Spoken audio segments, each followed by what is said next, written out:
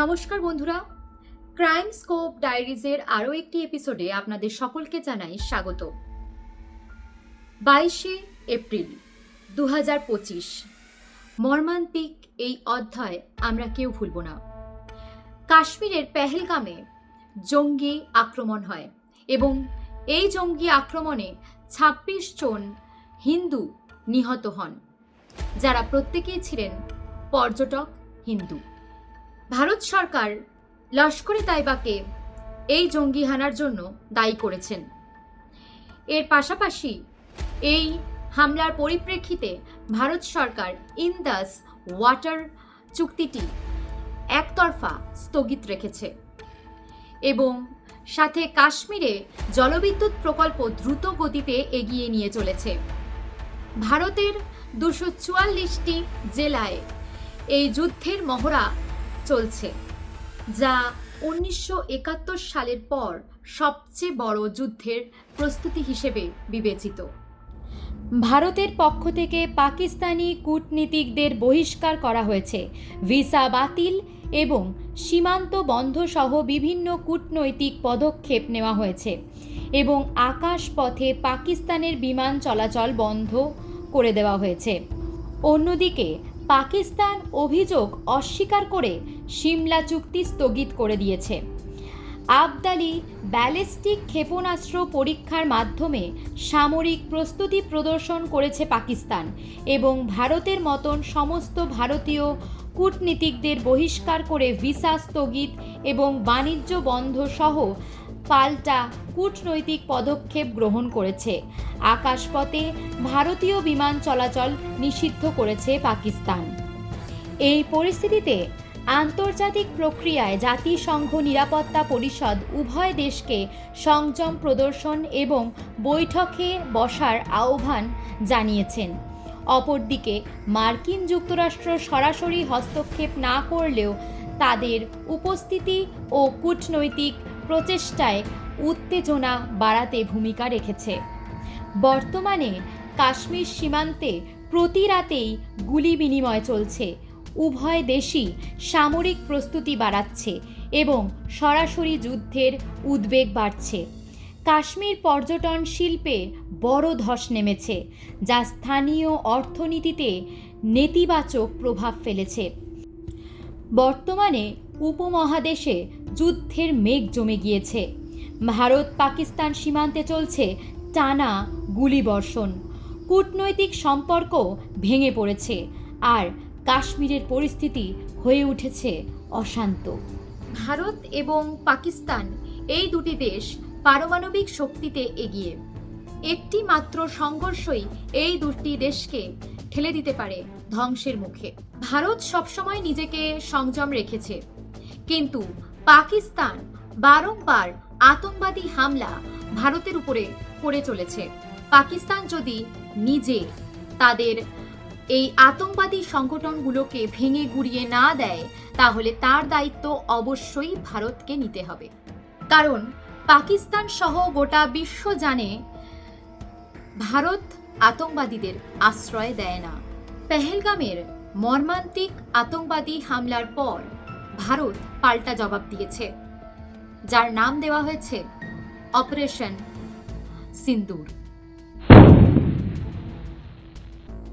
Operation সিন্দুর নামটি এসেছে সিঁদুর থেকে, যা প্রতিটি নারীর মাথার লাল রং নয়, এটি বরং আমাদের গৌরব, আমাদের আত্মসম্মান এবং সাহসের পরিচয়। ভারতীয় জওয়ানদের চোখে এখন শুধুই প্রতিশোধের আগুন জ্বলছে। ভারত সরকার ভারতীয় জওয়ানদেরকে ফ্রি হ্যান্ডের অনুমতি দিয়েছে। পেহেলগামের হামলা শুধু একটি সন্ত্রাসী হামলা নয়, এটি আমাদের সংস্কৃতির উপরে একটি বড় আঘাত। এটা আমাদের পরম্পরা, আমাদের গর্ব, আমাদের গৌরবের এবং আমাদের আত্মসম্মানের উপরে আঘাত।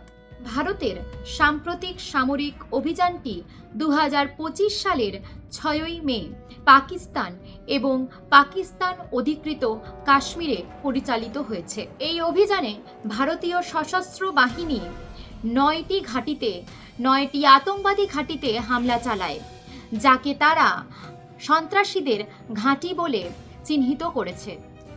ভারতীয় প্রতিরক্ষা মন্ত্রণালয় জানিয়েছেন, পাকিস্তানের দ্বারা হামলাগুলো ছিল সুনির্দিষ্ট, পরিমিত এবং উত্তেজনা বৃদ্ধির উদ্দেশ্যে পরিচালিত। ভারতীয় সামরিক বাহিনী দাবি করেছেন, পাকিস্তানের কোনো জনসাধারণের স্থাপনাকে লক্ষ্যবস্তু করা হয়নি। অন্যদিকে পাকিস্তান এই হামলাটিকে যুদ্ধের আহ্বান হিসেবে অভিহিত করেছে এবং পাশাপাশি প্রতিশোধের হুমকি দিয়েছে। পাকিস্তানের মতে এই হামলায় সাধারণ মানুষের ক্ষতি হয়েছে, একজন শিশু এবং আরও কয়েকজন আহত হয়েছে। প্রতিবার পাকিস্তান ভিকটিম কার্ড প্লে করে, যেটা এবারেও করেছে, কিন্তু তাদের পরিকল্পনা এবং তাদের অবস্থান সম্পর্কে গোটা বিশ্ব দেখছে এবং সেটা জানে। আসুন এবার জেনে নিই ভারত এবং পাকিস্তানের কাছে পারমাণবিক অস্ত্রের সংখ্যা কতগুলো রয়েছে। তবে সরকারিভাবে এগুলো কখনোই বাইরে প্রকাশিত হয় না। তবে কিছু কিছু আন্তর্জাতিক গবেষণার মতে Stockholm international piece research institution এবং বুলেটিন অফ দ্য অ্যাটমিক সায়েন্টিস্টদের অনুমান অনুযায়ী ভারতের পারমাণবিক অস্ত্রের সংখ্যা আনুমানিক 164টি এবং পাকিস্তানের পারমাণবিক অস্ত্রের সংখ্যা আনুমানিক 170 থেকে 175টি। পাকিস্তানের পারমাণবিক অস্ত্রের সংখ্যার পরিমাণ সামান্য বেশি হলেও ভারতের কাছে তারা অনেকটাই পিছিয়ে। ভারত সামরিক এবং কৌশলগত দিক থেকে অনেকটাই উন্নত। ভারতের 3 টায়ার প্রতিরক্ষা কাঠামো এবং অত্যাধুনিক অস্ত্র ভাণ্ডার ভারতকে অনেক বেশি প্রযুক্তিগত দিক থেকে শক্তিশালী করে তোলে। ভারত চুপ করে বসে থাকার দেশ নয়। ইতিমধ্যেই সন্ত্রাসীদের 9টি ঘাঁটি বিস্ফোরণ করে উড়িয়ে দেওয়া হয়েছে। এই সিন্দুর অপারেশনে ভারতের ঘোষণা, যে কেউ আমাদের মা বোনেদের সিঁথির সিঁদুর মুছতে আসবে, আমরা তাদের অস্তিত্ব মুছে ফেলব। এটা শুধু সীমান্তের যুদ্ধ নয়, এটা আমাদের সংস্কৃতিকে রক্ষা করার লড়াই।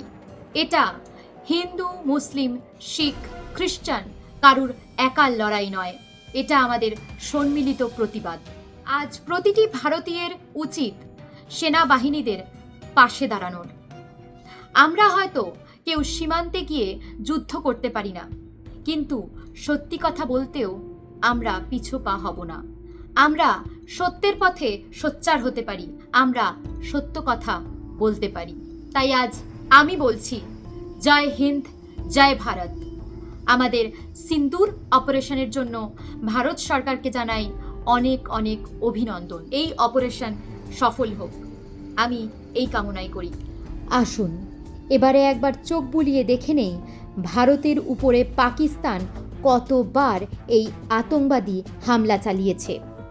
1947 থেকে 1948 সালের যুদ্ধ, কাশ্মীর নিয়ে এই প্রথম যুদ্ধ হয়। 1965 সালের যুদ্ধ, কাশ্মীর নিয়ে আবারও সংঘর্ষ। 1971 সালের যুদ্ধ, বাংলাদেশের মুক্তিযুদ্ধের সময় যেখানে পাকিস্তান ভেঙে বাংলাদেশ সৃষ্টি হয়। এছাড়াও 1993 সালের মুম্বাই বোমা হামলা, তারিখ 12 মার্চ 1993, মৃত 257 জন, জখম 1400 জনেরও বেশি। সন্দেহভাজনদের মধ্যে দাউদ ইব্রাহিম ও পাকিস্তানের যোগসাজশ পাওয়া যায় এই বোমা হামলায়।